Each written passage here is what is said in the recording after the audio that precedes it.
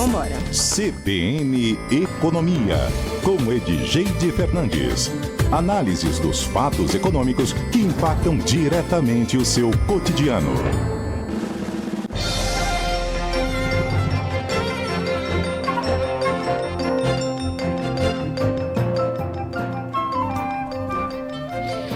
Nove horas e 9 minutos, muito bom dia, Edgeide Fernandes, economista, toda quinta-feira nos faz companhia aqui na CBN Cuiabá. Tudo certo? Como passamos a semana? Edgeide, ela chega aqui, gente, ela chega tão acelerada. Hoje eu quero falar disso, daquilo, e nós vamos conversar também com fulano, Beltrano, sobre isso. Eu falo, calma, Edgeide, você chega aqui na quinta-feira, eu já tô cansada. Eu tô só aguentando o processo. O DJ chega aqui a 1.000 por hora. Tudo bem? Tudo bem, bom dia. Hoje bem, né? A semana passada não tanto. Ah, é verdade. Melhorou, né? A semana passada estava levemente debilitada. Estava debilitada. Gravemente, né? Então, vamos lá. Antes do nosso convidado, antes de você trazer o nosso entrevistado dessa manhã, a gente já está acostumado aqui a fazer um giro, trazer alguns números, né, da economia dessa semana. Tivemos eleição nos Estados Unidos, né, um assunto também muito comentado, os impactos, questão do dólar. Mas fica à vontade aí para trazer um apanhado para o nosso ouvinte nesse primeiro momento. Eu queria iniciar com Cuiabá, né? Porque tem tanta coisa rolando macroeconomicamente aí pelo mundo afora, mas eu acho que Cuiabá, nesse momento aí de transição que a gente está querendo falar um pouco sobre o orçamento de 2025, né, que já foi encaminhado. E aí tem aí uma apresentação do prefeito atual para uma receita de 5,4 que é 1 bi a mais do que ele apresentou ano passado, então tem um aumento aí de 24% sobre a receita do ano passado, e aí a gente fica um tanto quanto preocupado para saber como é que vai ser obtido esse 1 bi a mais aí para as contas, né? Lembrando que ano passado a proposta orçamentária que foi feita pelo prefeito não cumpriu o orçamento, né? Ficou 7% a menos na arrecadação. Então, a gente precisa dar uma olhada para isso. A gente observa, olhando para dentro do orçamento que foi proposto, que a ideia é que aumente a arrecadação entre taxas, né, e contribuições e os impostos, né, em torno de 18%. Existe a história das contribuições, que aí sim ele pesa a mão, 85%, e os fundos de participação para os municípios e fundos constitucionais que deveriam ser passados para o município, em torno também de 15% de aumento. Então, basicamente, a gente tem essa situação com relação à receita. As despesas na mesma proporção, 5,4 bi também, as despesas, até porque o orçamento, né, receita tem que bater com despesa, só que a gente tem um déficit primário ano passado, né, que a gente conseguiu aí mais 40 milhões, sem contar que a gente tem um déficit também, dívida consolidada de 1,6 bilhões também, que precisa entrar na conta. Quando a gente olha para dentro desse orçamento, isso fica... E isso não mostra exatamente se vai conseguir fazer o pagamento, se vai conseguir rolar, o que vai acontecer. Então, nós temos essa situação com relação ao orçamento e impacta diretamente a vida de todos nós, né? Porque está falando de imposto, está falando de taxa de contribuição, né?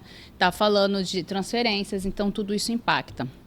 Lembrando também, gente, que as despesas da prefeitura, 78% delas está ligado às despesas correntes, aquela do dia a dia, ficando muito pouco margem para fazer investimentos na cidade. A gente sabe que a gente precisa de investimentos na cidade de Cuiabá.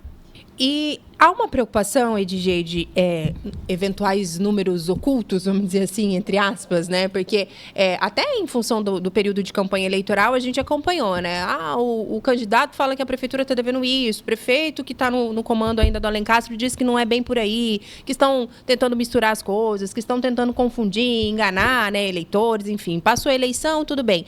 Mas tem surpresinhas que podem estar por vir aí, para além desses números que você já detalhou um pouco para a gente? Exatamente. Existe, dentro da lei de responsabilidade fiscal, o ente da federação precisa fazer a publicidade dos balanços. E está tudo ok na Prefeitura de Cuiabá, eles estão publicando certinho. Em setembro tem lá o balanço consolidado dos últimos 12 meses, tem todo um trabalho ali.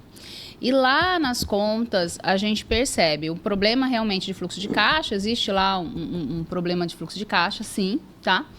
E existe uma situação que eu percebi com relação à consolidação da dívida. Então, quando você pega lá receita menos despesa e gera toda aquela questão que a gente fala abaixo da linha do operacional, no qual a gente vai introduzindo juros e dívida, ela está, os dados de setembro de 2024 constam 1,6 bilhões de dívida consolidada.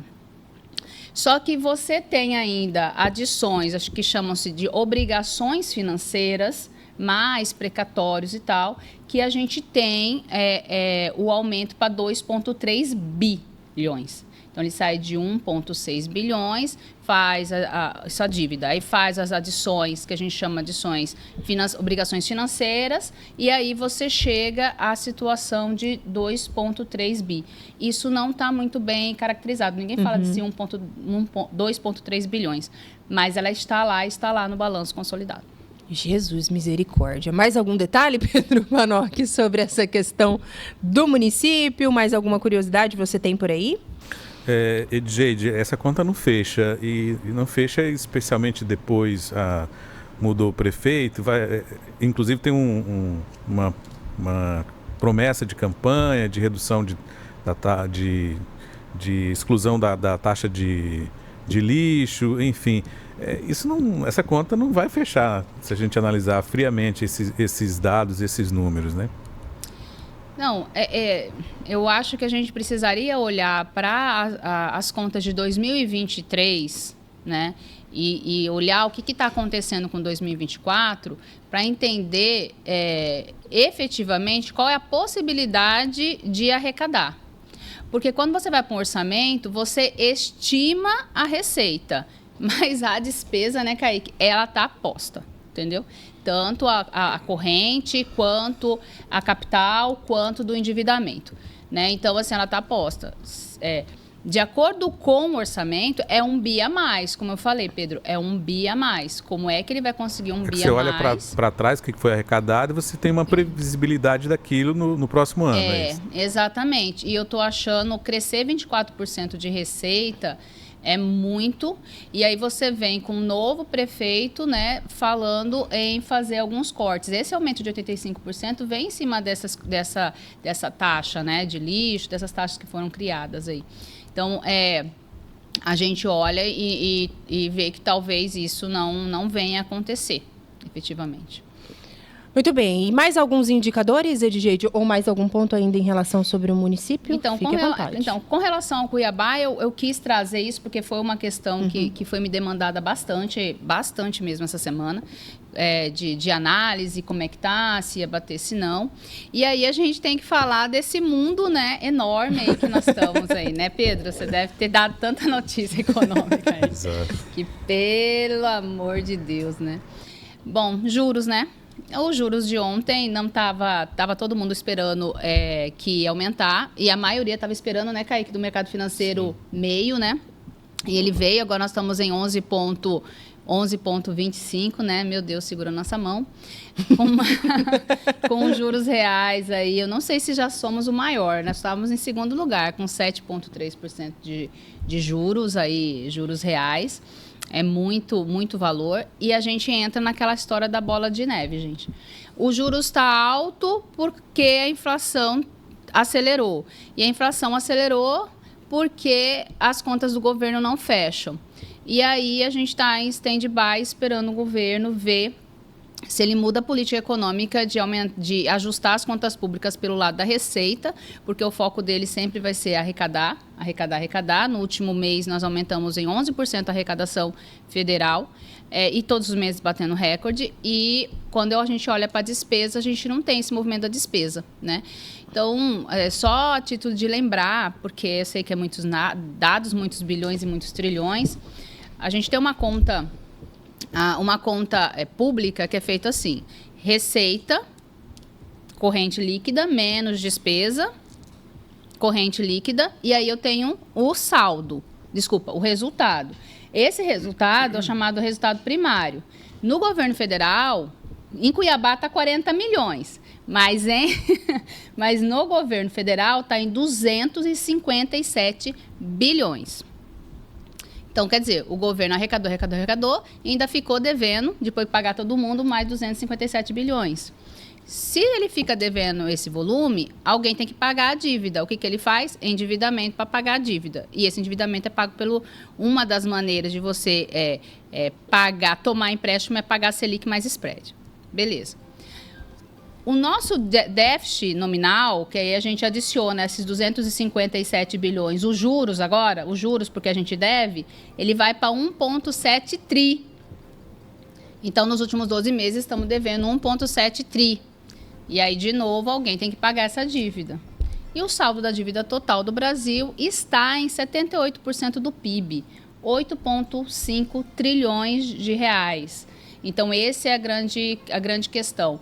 O que fazer com essa dívida que está aumentando e os juros estão aumentando por causa da dívida e a gente está correndo aí atrás de alguma coisa que a gente não sabe o que é.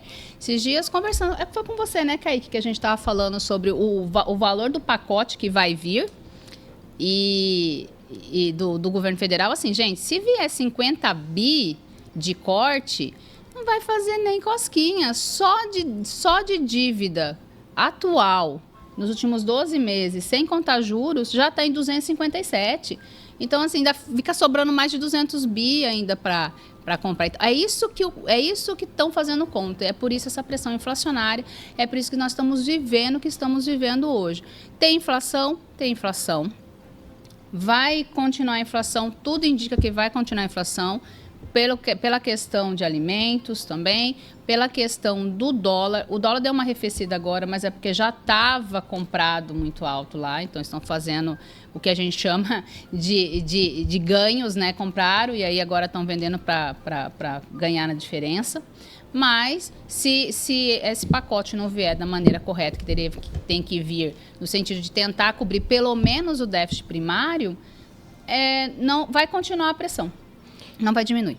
E tem eleição municipal, ela traz algum impacto para esse cenário nacional, Edgeide? Ou é só de cima para baixo e daqui para lá não altera muita coisa? O municipal, ele altera o dia a dia da vida das pessoas, né? O municipal é muito isso, é o cidadão diretamente no ponto onde ele está, né? O que a gente percebe é a movimentação da direita, né? Então, você tem um Congresso, uma Câmara que veio mais para o lado da direita, um Congresso que já estava vindo para o lado da direita, e isso acaba impactando pautas econômicas também, como, por exemplo, a direita costuma cortar tributos, né? Mexer com a parte de tributos. Mas, assim, em termos de impacto com relação à gestão, é local e faz muita diferença para nós cidadãos que estamos aqui dentro da cidade, vivendo a cidade, isso faz diferença. Muito bem, 9h22, já vamos trazer o Kaique, então, para essa conversa? Fica à vontade, você já falou Kaique para cá, Kaique para lá, mas o ouvinte que está nos acompanhando aqui falou, quem é esse Kaique que está aí, que até agora eu não ouvi a voz dele? Fica à vontade para apresentá-lo e de contar aí o que a gente vai falar nessa manhã também. Então, gente, eu trouxe o Kaique Richard, certo? Falei nome? Richard? Rachid. É só Kaique pra cá, Kaique pra lá, exatamente. E ele trabalha com uma coisa, assim, que uma pauta que sempre é solicitada, inclusive aqui no programa, que é a questão de finanças, né? O que eu faço com finanças, o que é finanças. E o Kaique, ele faz um trabalho muito interessante, que é administrar dinheiro. Ele é um profissional em administração de dinheiro, efetivamente, de recursos, né, Kaique? E aí eu gostaria que você se apresentasse, falasse, conversasse com a gente aí sobre esse seu dia a dia, qual que é esse papel. É economista também, gente, então imagina a bancada aqui hoje. Bem-vindo de volta a 95.9. O Panoc já é dele, né? Foi eu que estou conhecendo agora. Kaique, bom dia, Edgeide, Camila, amigo Pedro aqui, de longa data, da época da Mega FM ainda. Bom, eu sou família daqui, família Rachid Jaldi, aqui de Cuiabá, formado em Economia pela UFMT. E desde 2021 eu sou CEO de um Family Office, que é um escritório de administração de fortuna na cidade de São Paulo.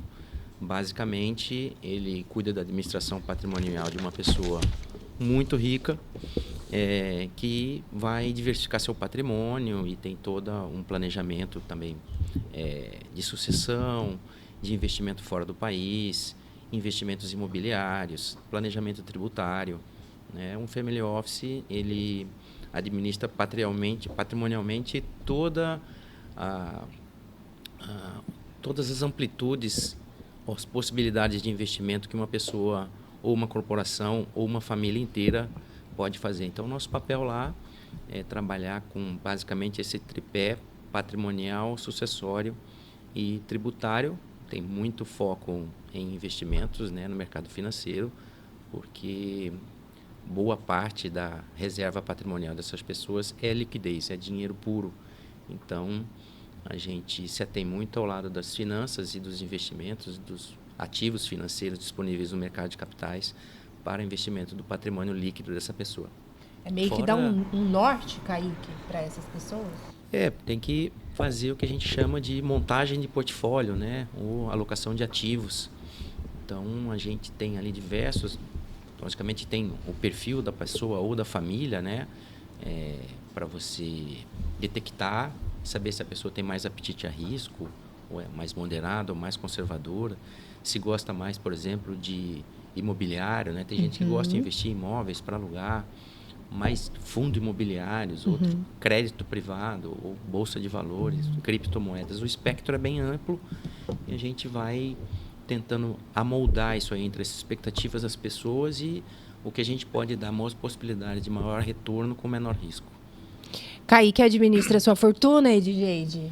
Tá nas mãos dele? Como é que tá? Olha, foi uma conversa que a gente já teve algumas vezes, que assim, eu sou chata pra caramba.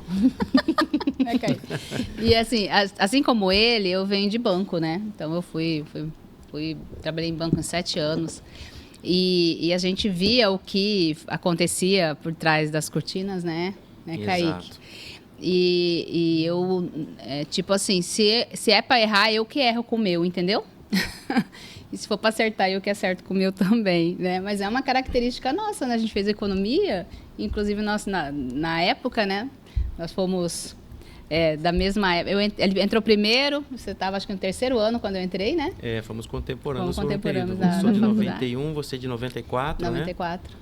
Exato. Então, em algum e a gente entrou mais ou menos pelo mesmo motivo, né? Foi. Mercado de capitais, né? Então, eu que administro e ele administra. A gente conversou, muito, assim, super interessante. Inclusive, eu fiz algumas questões com ele, assim. É uma frase dele, né? Administrar dinheiro é uma profissão. E é uma profissão mesmo, é uma profissão super... que as pessoas, elas entregam pra gente, né? Toda uma confiança daquilo que elas construíram ou daquilo que a família dela construiu. Então, é super... É de um peso, de uma responsabilidade tão grande quanto você fazer um projeto de viabilidade e dizer que aquele negócio é viável ou dar valor a uma empresa ou a um negócio é tão responsável quanto, né? É um peso bastante interessante. Ainda não está na hora não, né, Pedro Panocchi, do nosso repórter CBN. Fica à vontade para trazer suas curiosidades aí. Já está chegando alguns questionamentos dos ouvintes. Daqui a pouquinho a gente traz essa participação. Mas e aí, Edjeide, o que temos pela frente? Então, aproveitando, né, o Kaique aqui com essa história de ser um administrador de patrimônio, o que é fazer gestão de patrimônio?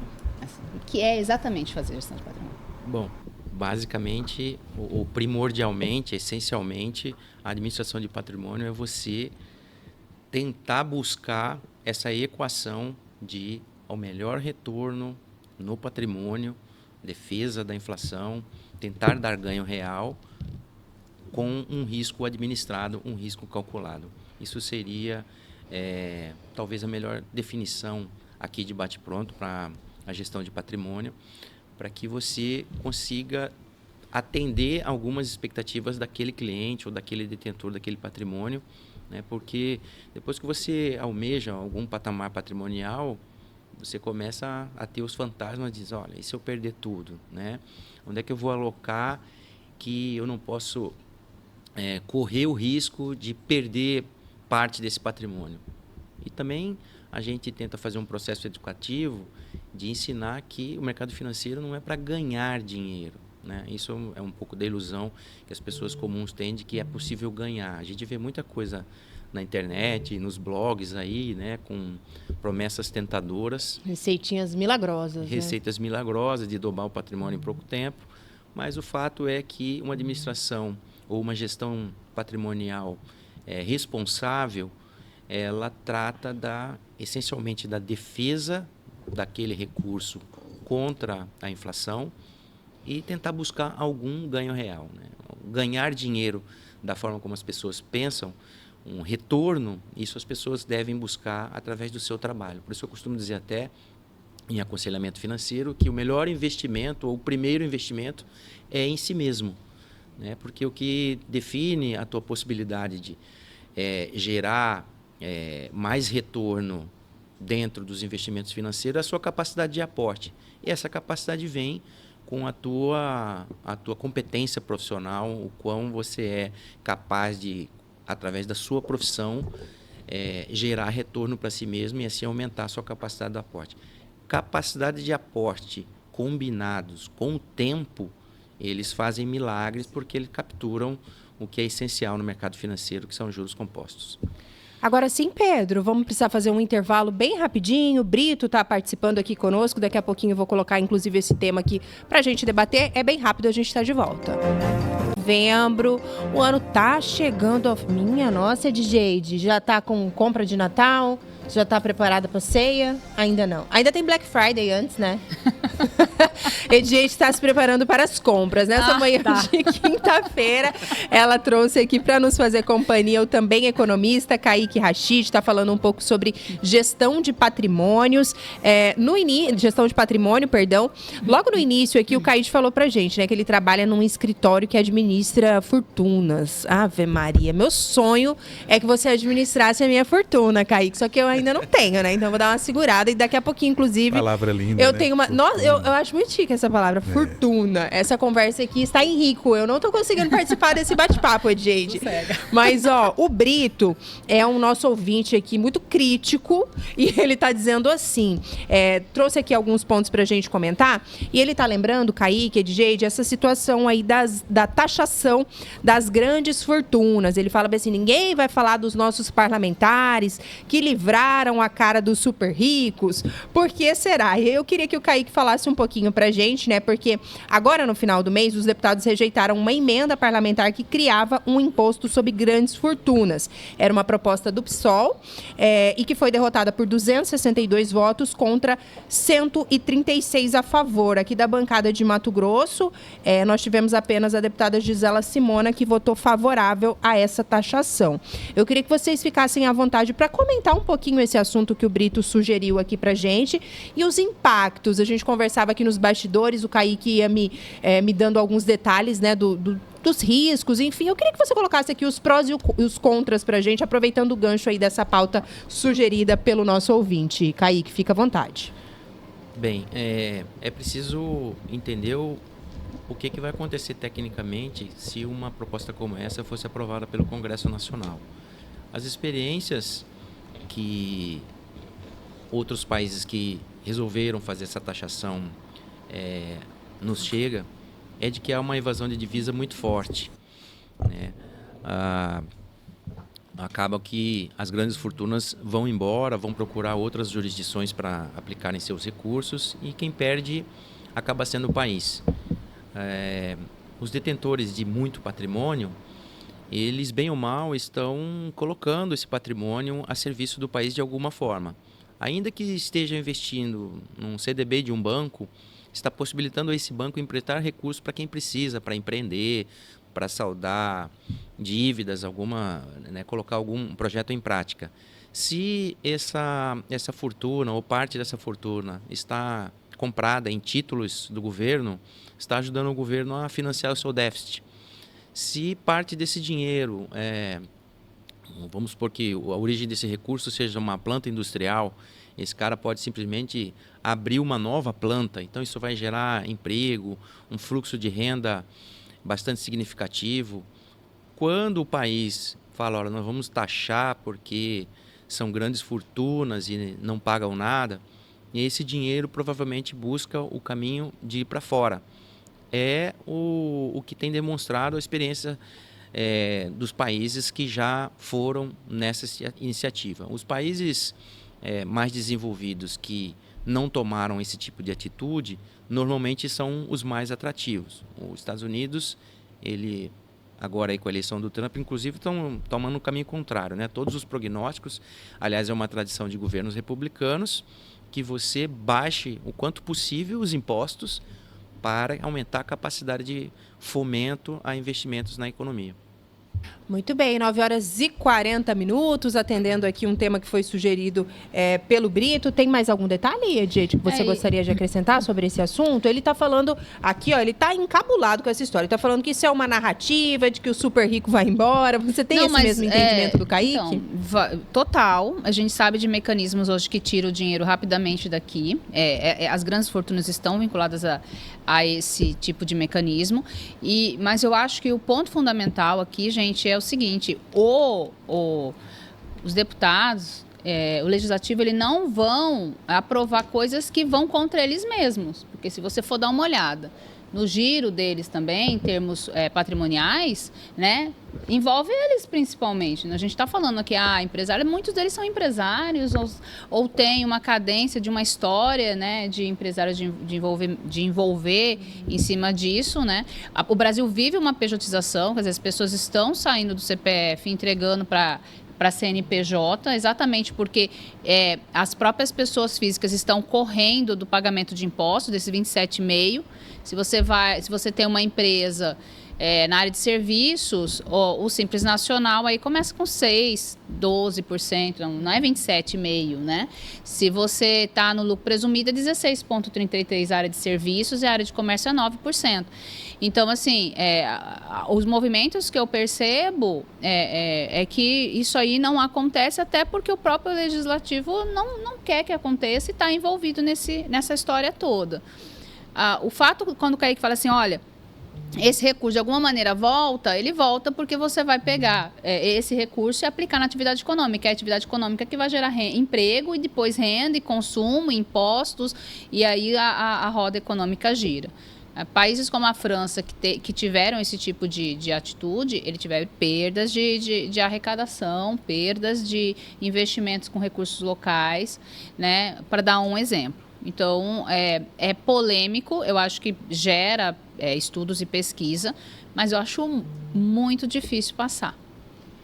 Muito bem, 9h42. Kaique, agora vamos pensar aqui que eu vou ter uma grande fortuna, mas essa minha grande fortuna, ela vem da Mega da Virada. Dezembro vem aí, tem Mega Sena, tem aquela correria palotérica, fica cheio, o povo aposta. Aí vamos supor, né, já que eu não nasci com essa fortuna, vamos supor que eu ganhe aí na Mega Sena. O que o Kaique me indicaria fazer nesse momento com esse meu prêmio milionário? Primeira coisa, eu ia me despedir aqui, né, dos meus colegas, que parabéns. Esse lugar aqui ia ser pequeno para mim. Me aproveitem enquanto há tempo. Depois de dezembro eu vou seguir aqui o meu administrador da minha grande fortuna. Ela já começou errado, Kaique. Não, negatório.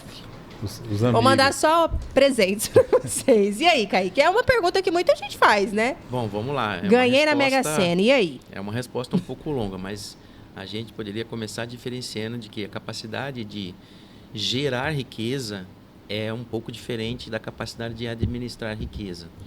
Tá? Um best-seller, que é considerado aí, né, nos anos 70, 80, saiu um livro chamado Pai Rico, Pai Pobre, que foi um livro muito educativo, que ensinou muita gente a, primeiramente, se conhecer, né, para preparar para o mundo dos investimentos. O livro hoje chamado Psicologia Financeira, do autor Morgan Housel, ele é considerado o Pai Rico, Pai Pobre do século XXI. E logo nas páginas iniciais desse livro, ele costuma dizer o seguinte, que sucesso nos investimentos, a manutenção da riqueza, ela está muito mais associada à questão do comportamento do que da própria inteligência da pessoa, da formação da pessoa. E isso é um viés comportamental que vai definir se aquele recurso que você ganhou na Mega Sena, que você herdou ou que você conseguiu juntar com a capacidade do seu trabalho, vai perdurar ao longo do tempo e eventualmente até passar para as suas gerações e os seus herdeiros. E esse comportamento ele é primordial. Estatísticas dos Estados Unidos mostram que pessoas que por acaso trabalharam em minas, pessoas que ganharam em loterias, participaram de concursos, reality shows, em média 5 a 6 anos, elas voltam a condição financeiras que estavam antes de ganhar o prêmio. Né? Isso é bastante curioso e que os antropólogos, os cientistas sociais e mesmo os psicólogos que vão estudar por que isso acontece, é que parece que há uma limitação de que a pessoa tem um tamanho de competência para administrar e ela volta para aquele tamanho. Então, ela não tem a capacidade de mencionar a ordem de grandeza, assim, passou do milhão, do bilhão, do trilhão, o que é exatamente isso, né? Há uma sensação de dinheiro infinito, onde se pode gastar indefinidamente, porque ela fala assim, bom, eu ganhava 5 mil, eu ganhava 10 mil por mês e agora isso eu estou ganhando por hora. Então, ela automaticamente ela vai subir a régua. Agora tem fim, né, o dinheiro. Exato. Aí ela vai subir a régua e esse gasto de 10 mil vai para 100, vai para 1 milhão por mês, por conta de todos os centros de custos que ela vai abrir. Então, eu começaria dizendo, primeira coisa, vamos fazer um processo educativo nosso para nos preparar para ser rico. E aí a gente vai, naturalmente, detectar o seu perfil de risco, estabelecer o que a gente chama de portfólio. Ali a gente vai ter uma gama de produtos que vão ser definidos de acordo com esse questionário de apetite ao risco que essa pessoa tem, né? E vamos começar a fazer essa alocação de patrimônio. E, eventualmente, começar a atender alguns desejos também, né? Eu quero viajar, Então, fundamental é fazer com que você consiga pegar uma fortuna como essa, 100 milhões, 150 milhões, 200 milhões, um prêmio aí de mega acumulada, e você consiga fazer com que a pessoa viva com aquela parte do rendimento já descontada da inflação. Né? Vou colocar uma conta básica hoje aqui, você com 100 milhões aplicado, você teria em torno de 700 mil por mês livre de impostos. Olha que lindo. Pegar metade disso aí para defender a inflação, sobra 350 mil para você gastar. Mas se desses 350 eu vou falar assim, olha, eu vou precisar só da metade, né? E os outros 175 você colocar lá naquilo que já está investido, você vai criar um efeito bola de neve e aí você começa a gerar o efeito riqueza, mesmo, né? A geração de riqueza a partir desse patrimônio. Você entende que o núcleo ficou? Então, assim, a Mega Sena está lá acumulada. Eu paguei os 15% de imposto de renda, mas a acumulação ficou, o núcleo ficou. Eu estou trabalhando com aquilo que já é dos juros, acontecendo com os juros. O que acontece é que o pessoal sai comprando, né, Caí? Exato. Vou você comprar. Diminui o principal, né? Aí você mata o principal, que é o principal que vai te dar o respaldo. Não espera nem um mês render nada, o indivíduo já... Vou comprar uma casa, ganhei 1 milhão, vou comprar uma casa de 500 mil reais. Pronto, ali já... Só um exemplo, digamos. Exatamente. Essas pessoas, às vezes você vê pessoas com carrões, com jatos, né? Muitas coisas que a gente vê aí na internet, no Instagram e tal. Mas isso é planejado. Quando você vai ver a proporção de um bem como esse dentro do patrimônio pessoal da pessoa, é fração. Normalmente nunca ultrapassa esse conjunto patrimonial de 2%, 3%, 5%. Tá? Por quê? Porque essa pessoa sabe, ou está sendo orientada para saber, de que aquilo ali perde valor com o tempo. Aquilo vai ser depreciado. Né? Comprar um carro de 1 milhão e vou vender 3, 4, 5 anos depois por metade do preço. Né? Então, isso é calculado. Né? Não é uma pessoa que a gente vê... Às vezes a pessoa ganha 5 milhões e compra um carro de 1 milhão. Né? Tá no caminho errado porque vai perder. Até para manutenção desse carro, imagina. Exato. Né? Fazer uma manutenção de um carro de 1 milhão de reais não é brincadeira. Né? Pedro Panoc, fica à vontade para seguir aí. Quais as suas curiosidades nesta manhã? Quando eu mencionei a casa aí de meio milhão, é óbvio que casa tem uma tendência de valorização. Ainda assim, ela vai ter despesas. Então, é isso que eu me refiro. E o carro é ainda mais, né? Só tem a desvalorização e tem as despesas, os custos, naturalmente. Agora, Kaique, você mencionou, e eu escutei muito aqui quando você participava junto com o nosso saudoso Nino Rossi, aqui na antiga Mega, você falava sempre da questão do perfil, né? Que a gente precisa também se autoconhecer, esse perfil de risco. Em relação a esse cuidado com o patrimônio de familiares, tem algum conflito? É possível, ali dentro de todos os perfis, você convencer aqueles que você vai cuidar do patrimônio deles? Preciso coordenar aqui todos os perfis. Não tem uma dissidência de perfil? Como é que é administrar essa situação, essa divergência, se é que ela tem? Bem, quando você está tratando de um conjunto patrimonial que pertence a várias pessoas, né, existem family offices que agregam até 30 familiares. Então você reduz isso aí para um chamado conselho de família e ali dentro você trabalha com uma espécie de mediação, né? Apesar de haver perfis diferentes com relação ao apetite a risco, por exemplo, você vai ter, sei lá, um patriarca lá na casa dos seus 60, 70 anos que tende a ser mais conservador, né? Ele tem um tempo de vida menor do que o neto dele com 20, que fala, não, eu quero investir em cripto, tem instrumento derivativo, eu quero fazer day trade, né? Então, a primeira coisa é conciliar essa linha de interesses. O conselho de família é que faz esse papel e com alguns aconselhadores, né, os chamados advisors, eles estão ali para mediar e colocar para essas pessoas os riscos de cada um. É um processo, Pedro, de confiança, assim como um paciente entrega o seu caso para o médico, assim como um cliente entrega o seu caso a um advogado, o aconselhador financeiro, o consultor financeiro que vai fazer esse papel, ele é um papel de confiança, onde você vai tentar estabelecer esse equilíbrio e deixando bem claro que no final do dia o objetivo de todo mundo ali daquele board familiar é o mesmo, né? É preservar o patrimônio, é aumentar esse patrimônio. Então a gente vai trabalhar numa espécie ali de corpo diplomático. Questão do aporte também. Você, por exemplo, recebe uma fortuna por completo ou não? A depender da negociação, se estabelece, olha, eu tenho um valor X, mas eu quero negociar esse valor e a partir do que vier em termos de crescimento patrimonial, olhando também a questão da preservação, a gente vai aportando. Como é que funcionaria esses detalhes? Isso depende muito do perfil do investidor, né? Às vezes a pessoa, como é o caso lá do Family Office que eu trabalho, a pessoa abriu o capital da empresa dela na bolsa. Então, de um dia para o outro, você fez a liquidação das ações dela lá, nos 2 dias, né? A gente chama de D+2 lá, entrou várias centenas de milhões de reais para ela e a gente começa o processo de alocação patrimonial. Às vezes, o investidor pode ser um profissional liberal, um médico, um advogado, um arquiteto, um engenheiro, um economista, né? Um consultor que tem ali a sua renda ao longo do ano e que define, fala, olha, eu vou começar a investir, quero, né, como eu sou um profissional liberal, eu não vou ter aposentadoria do sistema público num valor que consiga manter o meu padrão e vou investir com foco em aposentadoria, com foco em renda passiva lá no futuro. E então essa pessoa, a gente vai estudar junto para ver qual que é o orçamento familiar dela, para definir qual é a capacidade de aporte.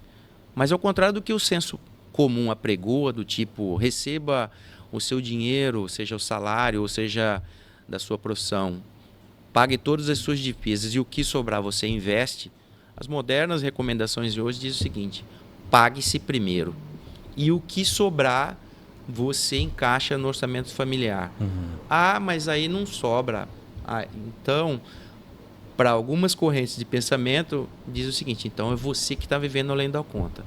É isso aí. Porque você pagando o seu eu do futuro, né, fazendo lá, abre uma conta bancária, a conta bancária Pedro 2044. Então você está fazendo uma contribuição, que é o que eu chamei de aporte, para daqui a 20 anos.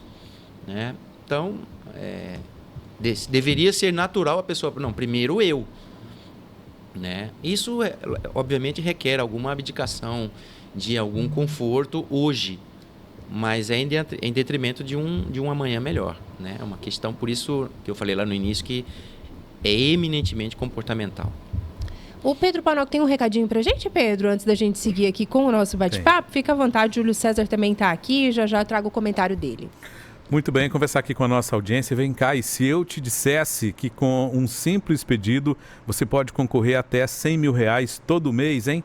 Com o Nota MT, isso é possível, basta pedir o CPF na nota quando for comprar algum produto, não importa o lugar, no mercado, na farmácia, no posto de combustível, no restaurante, é direito de todo mundo exigir seu CPF na nota. São mais de 1.000 premiações todo mês que juntas somam R$900 mil. Além de concorrer a prêmios, você ainda tem a oportunidade de ajudar uma entidade social da sua escolha. Ganhou, a solidariedade também ganha. E tem mais, o CPF na nota gera pontos para você poder, por exemplo, usar como desconto no seu IPVA. Acesse notamt.gov.br ou baixe o aplicativo para se cadastrar. Vai que o próximo sortudo é você. Não se esqueça, peça o CPF na nota, concorra a prêmios e ganhe desconto no IPVA Governo de Mato Grosso. Kaique, eu ganhando esses 100 mil aqui no Nota MT, dá para fazer o quê? Já dá para dar uma organizada? Olha, Você só mexe com a casa dos milhões. Não. A gente não tem isso, não. A gente procura ajudar quem precisa. Aí a gente vai entrevistar o Pedro, saber qual que é o apetite e risco dele. Eu sou um pouco enviesado por lado das ações, Pedro. Eu Não sou precisa de risco, Pedro. um forte defensor disso aí. Tamo junto. E também sou um crítico daqueles que acham, Edgeide, que isso é uma operação arriscada, tá? Acho que tem algumas operações que as pessoas fazem bem mais arriscadas aí no mercado do que, por exemplo, você investir em companhias sólidas. A gente poderia citar várias aqui. Ou nessa área, por exemplo, de biotecnologia, né, de nanotecnologia. Estava fazendo uns estudos esses dias. Assim, a gente percebe que varejo é um problema, né? Ações de varejo sempre um problema. Banco é uma coisa meio que vai, meio que não vai. Mas tem áreas que estão desenvolvendo muito, que essas ações ainda valem pouco, principalmente no mercado americano ainda, e que dá para você fazer uma aposta certeira, né? Sim. Você provavelmente não perde. Primeira coisa, quando uma pessoa me procura, fala: Kaique, eu queria investir em ações, mas eu não entendo nada. E a vida inteira me disseram que isso é muito arriscado, né? Que eu corro muito risco de perder dinheiro com isso, tal. Então eu começo um trabalho e primeiramente dizendo para ela que não é de curto prazo. E todo o mercado é curto-prazista.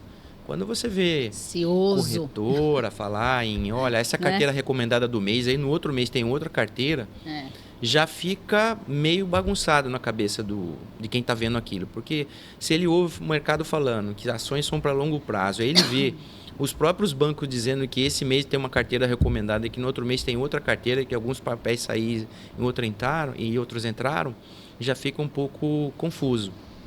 Uma outra coisa é a média com que as pessoas hoje estão passando com as ações em suas carteiras. Novamente eu vou citar os Estados Unidos porque ele é um país muito rico em estatística e acompanha isso há muito tempo, um mercado de capitais bastante desenvolvidos e antigo, né? Sim. Lá, as pessoas, até por volta do final do século XX, ficavam em média 8 anos com uma ação em carteira. Existe uma tradição muito forte do cidadão americano fazer o seu plano de aposentadoria, comprando ações, mesmo para, no futuro, pagar a faculdade dos filhos. Hoje, lá nos Estados Unidos mesmo, em 2024, 55 dias. Então, a diferença em 25 anos de 8 anos para 55 dias. E a gente chama isso de uma espécie de gamificação do mercado. Tá? Então, assim, as pessoas que vêm me procurar, a primeira coisa que eu tiro da cabeça delas é: esqueça comprar ações para que você, sem fundamento nenhum, tá, fique torcendo para essa ação subir e você vender. É bem fé, né? Sem fé, né? Pelo amor de Deus. Tem que Isso ser... é uma empresa, você está ficando aí. Sócio dela. Então você pode fazer analogia com qualquer outro tipo de empresa. Eu vou abrir uma loja no shopping. Será que todo dia eu vou lá na administração do shopping e falo: olha, quanto que vale minha empresa hoje? Aí no outro dia você vai lá de novo e fala assim, minha empresa está valendo quanto? As pessoas trabalham assim com o mercado das ações, elas ficam sócias, né? Para quem não sabe, quando você compra uma ação, você está sócio daquele negócio, e sem a parte chata, que é pessoal, folha, tributos, né? Você está ficando sócio daquilo, e quando você está sócio daquele negócio, igualzinho a lojinha ali em qualquer lugar, vai demorar um tempo para maturar, você vai viver do lucro daquele negócio, eventualmente aquele lucro você pode reinvestir, abrir uma filial. Com as ações é exatamente a mesma coisa. Você vai ficar sócio, esquece aquela oscilação de preço, você vai subir agora ou você vai subir depois, foca igual como se fosse abrir uma loja.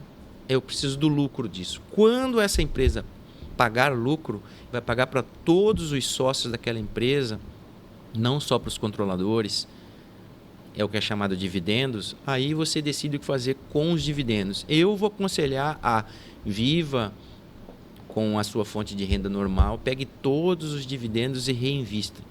Porque os dividendos são pagos proporcionalmente à quantidade de ações que as pessoas têm.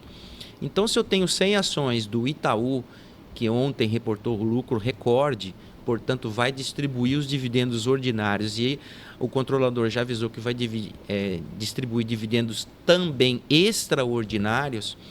Se eu pego toda essa bola que eu vou receber em dividendos, que seja pequenininha, mas compro mais ações do Itaú, no próximo trimestre, quando ele for pagar mais dividendos, eu vou receber mais por conta que agora eu tenho mais ações que eu comprei com os dividendos passados. Aí que a gente vai precisar fazer Acho que está desligado, Pedro. A gente vai precisar fazer o intervalo obrigatório, mas já a gente volta e retoma o assunto aqui. CBN Economia, hoje, além da companhia da nossa querida Edjeide Fernandes, economista, a gente está conversando também com o colega dela de profissão, o Kaique Rachid, falando aí sobre gestão de patrimônio, sobre grandes fortunas.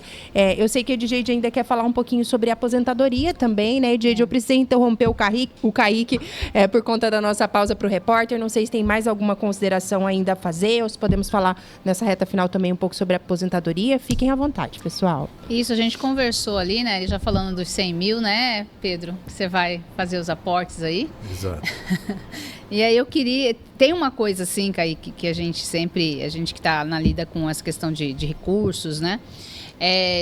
De como fazer a aposentadoria. Como pensar essa aposentadoria.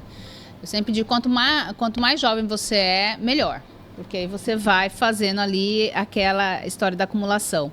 E eu tenho um Excelzinho, sabe? Uma coisa bem básica, assim, Excel, que a gente coloca lá alguns papéis e coloca os valores. E às vezes os valores assim, não, mas daqui até 1 milhão você pode colocar aí seus R$200 por mês e tal, que você vai chegar nesse 1 milhão daqui, sei lá, 25 anos.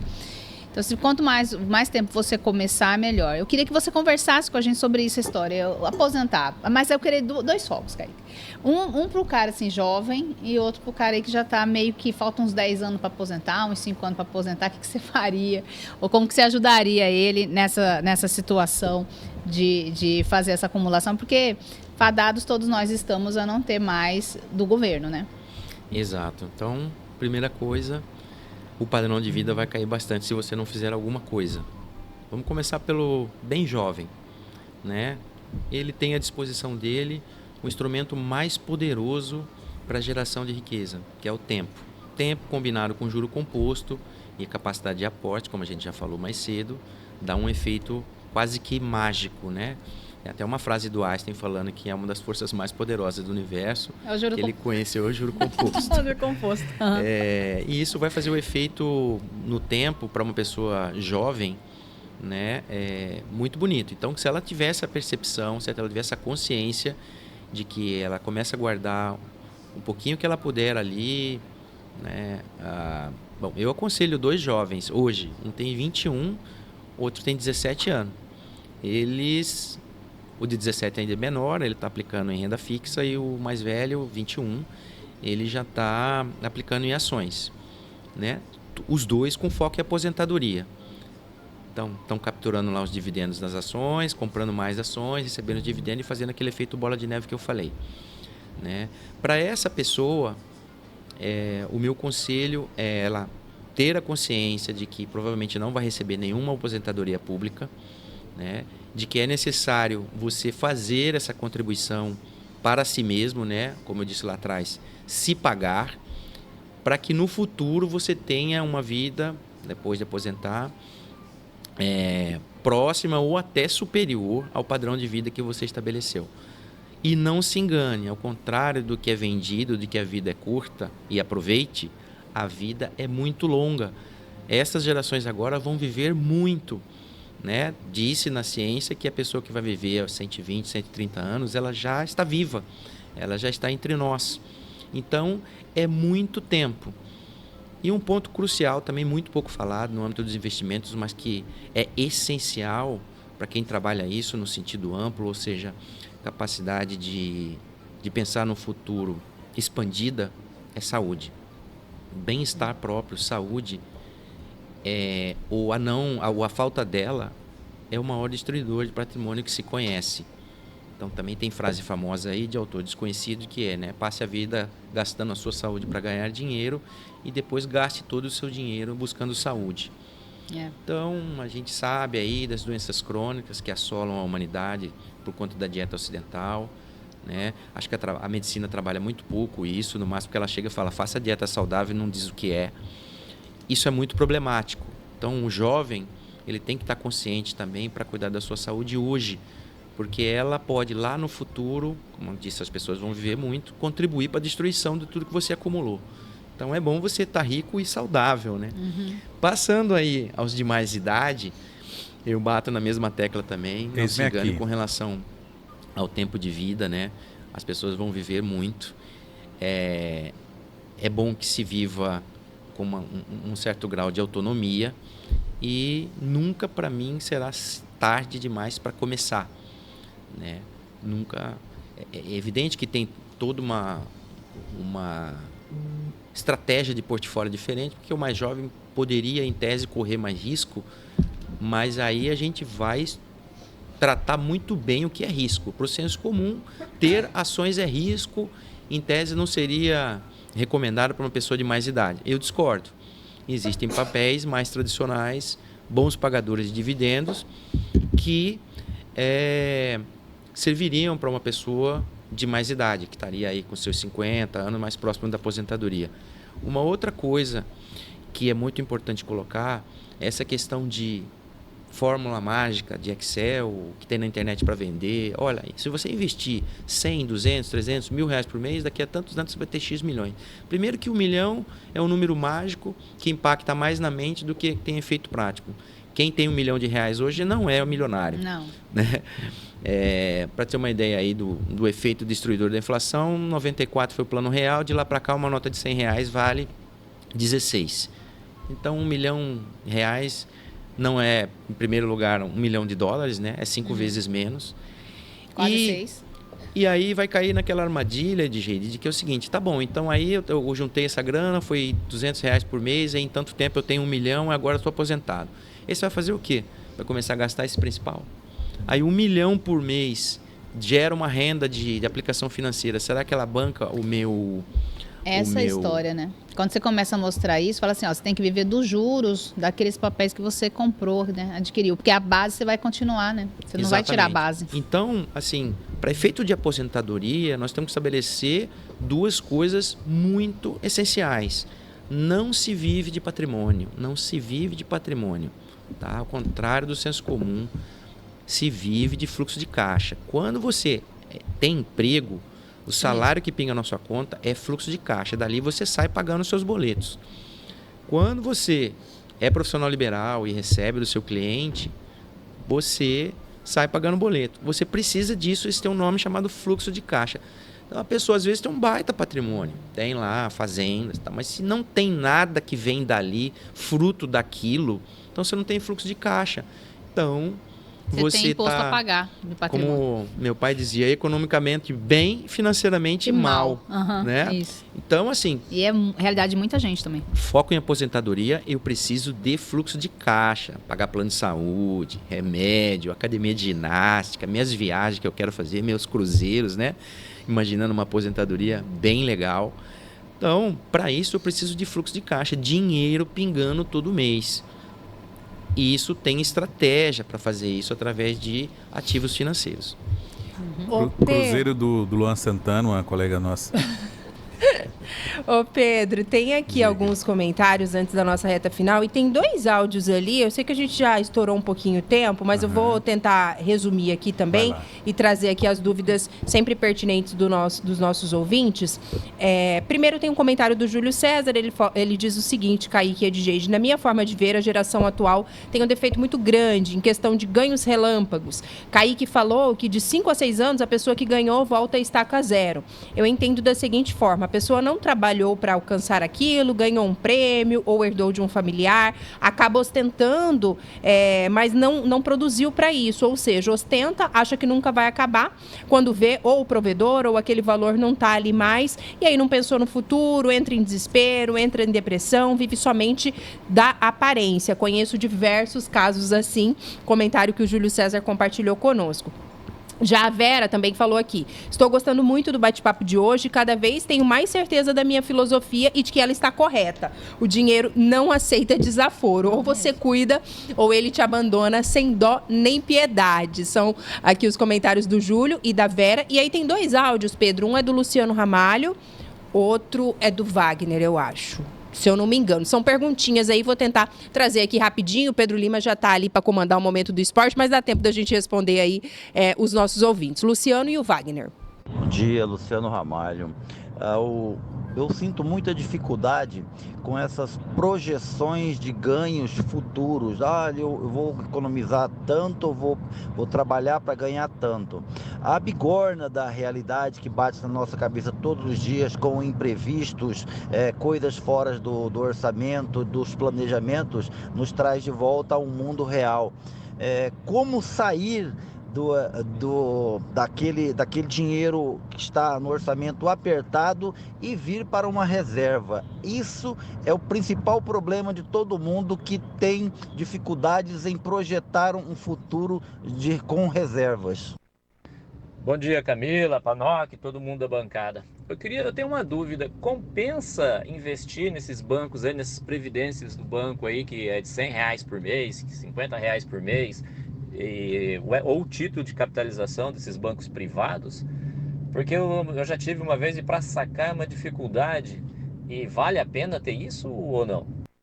Tá aí, de jeito, Kaique. Se quiserem começar por essa última, depois a gente volta lá no Luciano. Vale a pena? Ou não, acho um furada? Péssimo instrumento. Vale a pena para o banco. O banco, bastante. Primeiro que é jogatina, né? Que é o título de capitalização. E o segundo, eu já estava até falando esses dias com o Kaique, eu fiz um comparativo, né, das carteiras desses bancos que oferecem aposentadoria com isso que você falou, de administrar, de estudar. A diferença é muito grande, perde-se também. Então, também, nos 2 casos, eu não recomendo em hipótese alguma.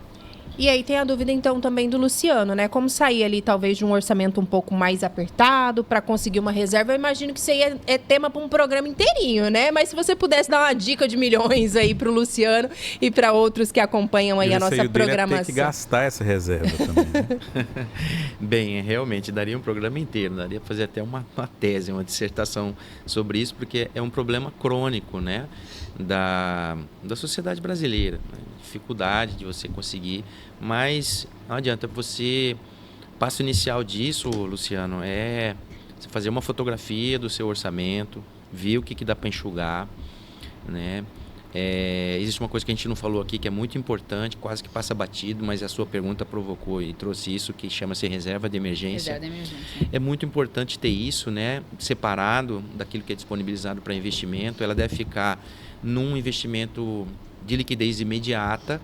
A gente aconselha aqui, por exemplo, para uma pessoa que é assalariada do servidor público, que tem ali a sua estabilidade já assegurada, essa pessoa pode ter 3 meses de salário guardado em reserva de emergência. Para um assalariado do setor privado, 6 meses. E para um profissional liberal, que um dia pinga, outro dia não pinga, esse deve ter pelo menos 12 meses do seu orçamento familiar. Então, veja que o mundo dos investimentos começa com você construindo essa reserva de emergência. Poxa, Luciano, você pode falar assim: mas Kaique, mas quando é que eu vou construir isso dentro de meu orçamento apertado? Aí, realmente, a gente tem que começar a trabalhar ali, trazer essa possibilidade de começar a aportar na reserva de emergência do final da fila para o início da fila e depois trabalhar o resto, né? Eventualmente cortar um cinema a menos por mês, um restaurante todo final de semana que não, ou viaja um ano sim, um ano não, troca de carro em mais tempo. Os stream da vida. Exato. Então, e tomar cuidado com as armadilhas, como essa que o outro ouvinte colocou, né, que não gera praticamente, não contribui nenhum para a geração de riqueza, né? Um título de capitalização rende menos que um CDB. E tem uma coisa que eu quero adicionar, assim, não é do dia para a noite, porque passa por uma questão comportamental. Então, assim, toda vez que eu trabalho com pessoas que têm problemas financeiros, a gente leva mais ou menos 1 ano para estabilizar a sangria. E às vezes, se não permanecer, ela volta, às vezes pior do que... Porque parece que ter dinheiro faz mal para ela, sabe? Porque ela quer gastar aquele negócio. Então, também passa uma questão comportamental muito forte. E aí, assim... eu até ia comentar isso no momento lá que ele estava falando. A gente acompanha esse pessoal de finanças e tal. Eles fazem feito manada na bolsa, né? Sim. Eles falam assim, não, vai tal bolsa e tal, solta a carteira, esse negócio, já tem posição de compra, já compraram, aí depois todo mundo que veio depois leva rasteira porque cai. Então, assim, é muita manipulação que existe. Então, e aí eu quero colocar mais um ponto, que é a questão lá do áudio dele falando, né, que as pessoas gastam. Gente, as pessoas sempre gastaram. Não é dessa geração, nem da minha geração, nem da geração. As pessoas precisam ter educação financeira, que é uma coisa que no Brasil, quando nós fizemos economia, quase não existia. Não. E hoje, esse programa, por exemplo, faz parte disso, faz parte de um processo que é uma utilidade pública de trazer educação financeira. Então, assim, você precisa olhar para suas contas, você precisa enxergar, dói as despesas, sabe? Mas é o olhar o número que faz você fazer mudanças. Mudança de patamar, mudança de situação. Porque eu costumo dizer assim, Kaique, aquela pessoa que tem aquela sensação, ótima, de felicidade ao comprar, quando ela começa a poupar e a investir, é a mesma euforia. São similares. Sim. Só que um é pelo lado do investimento e o outro é pelo lado do consumo. Muito bem, 10h22, reta final por aqui. Queria agradecer, Edgeide, por mais um super bate-papo, agradecer ao Kaique também, agradecer a todos os ouvintes, né, que participaram conosco, mandando dúvidas, compartilhando ali algumas experiências. Quinta-feira tem mais, é isso? Tem mais. Obrigada, Kaique. Eu queria que você deixasse suas redes sociais, pessoal, deixasse seu telefone, seus contatos, pessoal, entrar em contato aí, porque você faz gestão de patrimônio, gente. Não é qualquer pessoa, né? O meu Instagram é @KaiqueRachid. O telefone é o 11 93 900 1000. Infelizmente, eu não estou fazendo mais esse trabalho de consultoria personalizada, porque estou dedicado ao Family Office, né? Então, mas tira dúvidas, não tira, Kaique? Mas tiro dúvidas, sim. Isso vai ser, todo mundo será muito bem recebido para tirar dúvidas. Eu só não posso realmente atuar como consultor para demais clientes. Mas muito obrigada pelos ensinamentos. Pedro Panoc teve a possibilidade de rever aqui um amigo que já esteve aqui várias vezes, né, Pedro? E agradecer mais uma vez Edgeide, Kaique. Quinta-feira que vem tem mais, o ouvinte fica aí... A gente está sempre disponível, aliás, né, para o ouvinte que está mandando a tua dúvida, a tua mensagem. Agora a gente faz um intervalo bem rapidinho e já a gente está de volta com o Momento do Esporte por aqui.